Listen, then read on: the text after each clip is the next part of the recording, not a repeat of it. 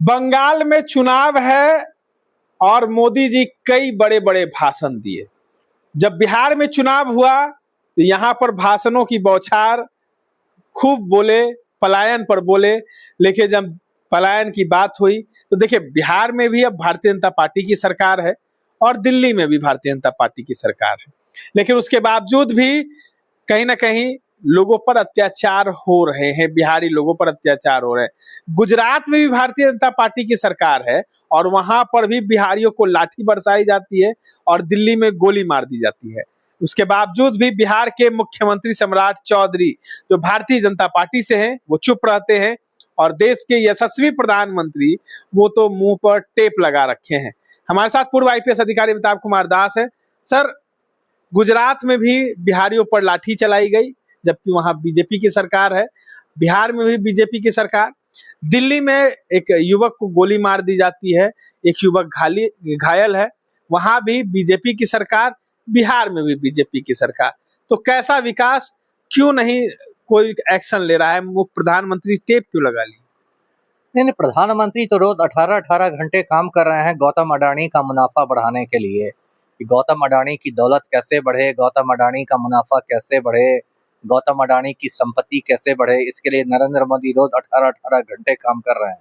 उनको कोई आम आदमी से तो मतलब है नहीं, चाहे वो आम बिहारी हो या आम बंगाली हो या आम पंजाबी हो।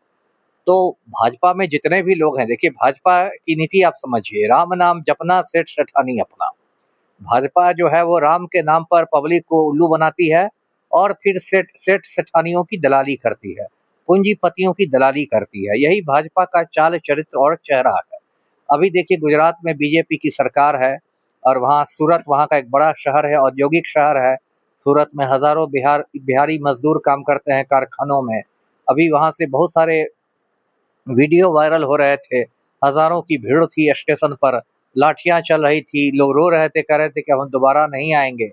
उनके चूल्हे पर संकट आ गया है, गैस नहीं मिल रहा है, लेकिन फिर कोई मतलब नहीं है, वो लोग फिर आएंगे, गिरते पड़ते आएंगे, ट्रेन में भेड़ बकरियों की तरह ठूस के आएंगे।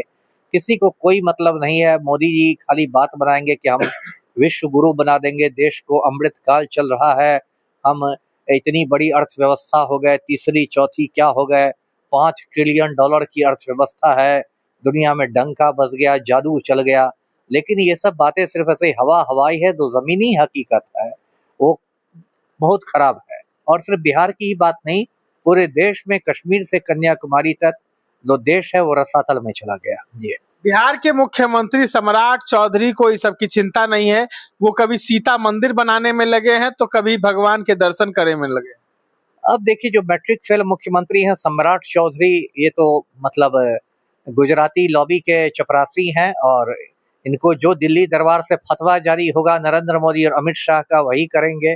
और सम्राट चौधरी तो दर्शक जानते हैं पुराने अपराधी रहे हैं। 1995 में इन्होंने मुंगेर के तारापुर में 7 लोगों का खून कर दिया था। तारापुर थाना कांड संख्या 44/95 दर्ज हुआ था और इसमें इनको जेल की हवा खानी पड़ी थी। बिहार का दुर्भाग्य है कि एक मैट्रिक फेल क्रिमिनल अभी बिहार का माननीय मुख्यमंत्री बना हुआ है। जी, तमाम चीजों को सुन रहे थे। हमारे साथ पूर्व आईपीएस अधिकारी अमिताभ कुमार दास जुड़ गए थे। तमाम अपडेट्स के लिए बने रहे हमारे साथ।